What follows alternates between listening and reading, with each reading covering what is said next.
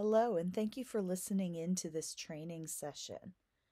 Today we're going to cover what you need to know for the Montana Point in Time Survey 2025.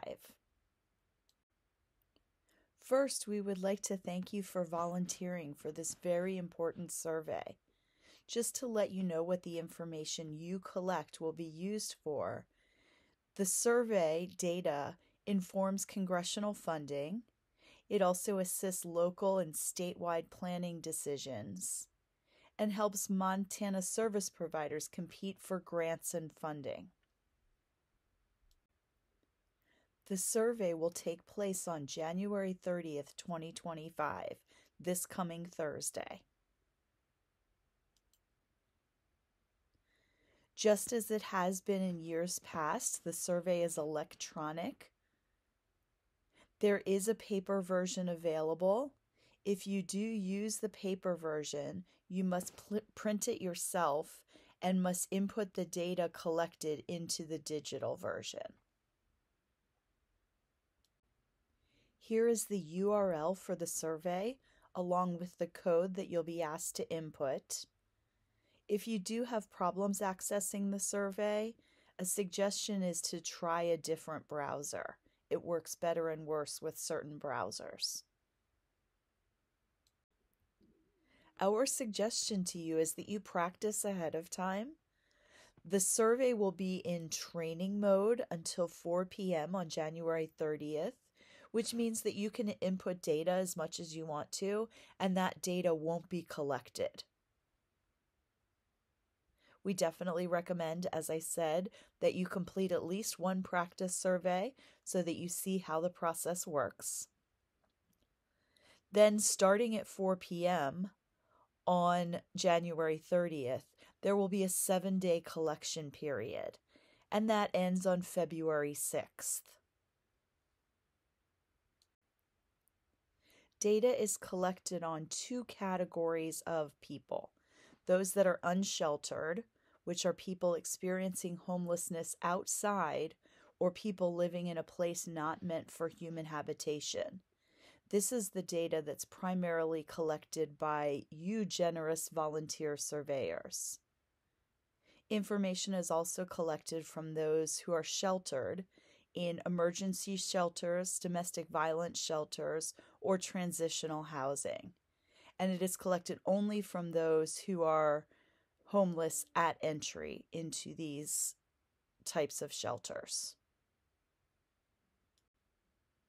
So to reiterate, the survey is meant for individuals sleeping in a place not meant for habitation or staying in emergency shelters, domestic violence shelters, or transitional housing facilities for homeless persons, or anyone who is otherwise without a home on the particular night of Thursday, January 30th, 2025.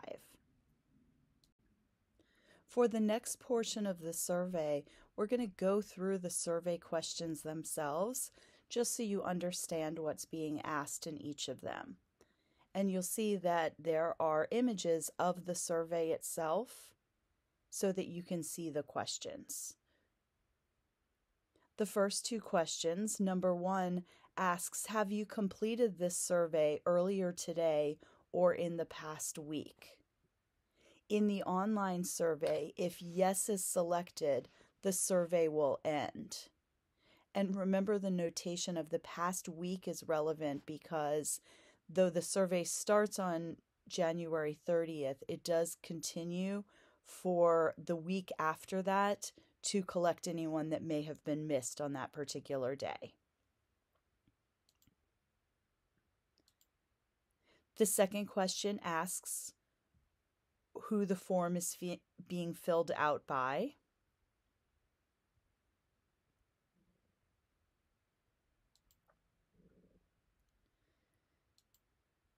Question number 3 asks, in what city or town are you located? And it lists multiple cities and towns there. And if that doesn't apply, question number 4 asks you to indicate the nearest city or town.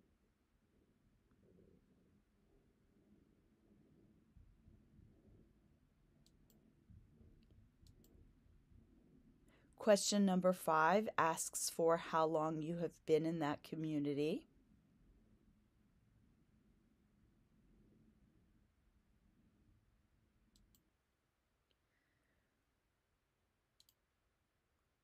Question number 6 asks where the person being surveyed slept on the night in question, which again is Thursday, January 30th. In this instance also, the online survey will end if the person selects anything other than the top 4 options listed here, because in that instance, that person would not be considered to be homeless by HUD definitions.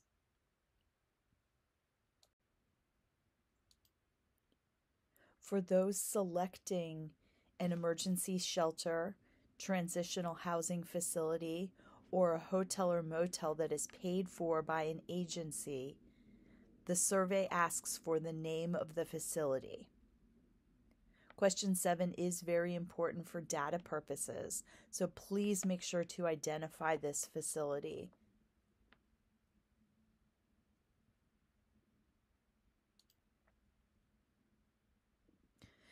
Question 8 asks for the individual's initials.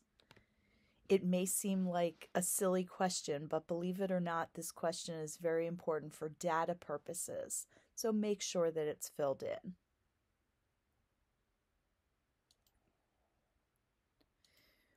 Moving on to questions 9 and 10 about age and gender. HUD wants to have answers to all of the demographic questions, so make sure these questions are answered. This question, question 11, also continues collecting demographic information, this time on race. And also, again, just be sure to make sure this question is answered because HUD does want to have all of the demographic information possible.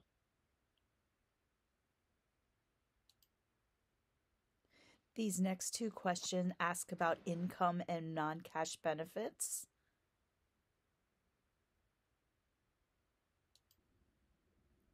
These next 4 questions, questions 14, 15, 16, and 17, query into the length of time the person has been homeless. Both this length of time as well as disabling conditions are crucial for the chronically homeless calculation, so make sure they're answered completely and properly.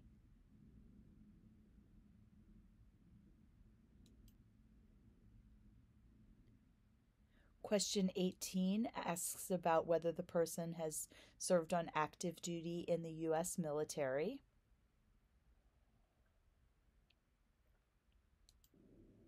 Question 19 asks about substance use. Will drinking or drug use make it difficult for you to stay housed or afford your housing? And question 20 asks, have you ever had trouble maintaining your housing or been kicked out of an apartment, shelter program, or other place you were staying because of a mental health issue or concern, a past head injury, a learning disability, developmental disability, or other impairment? Question 21 asks, do you have a physical disability? And defines it as something that substantially limits one or more basic physical activities, such as walking, climbing stairs, reading, lifting, or carrying. And 22 asks for indications of disabling conditions, whether they are physical, chronic health, mental health, substance use disorder, HIV/AIDS, or none.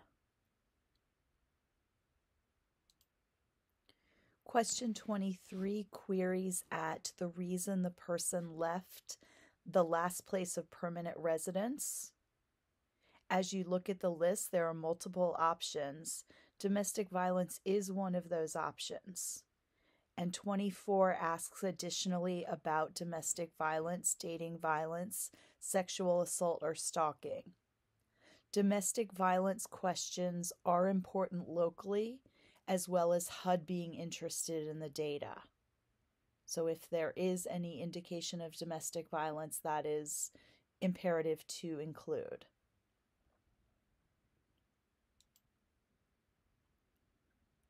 Number 25 and 26 continue on about whether the person has used emergency hospital services or been jailed or arrested in the past year.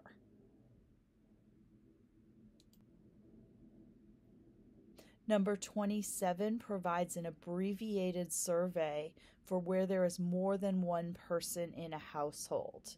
And you'll see that there is a orange add new button at the side. It will go through an abbreviated version of the survey about that second or third or however many particular person.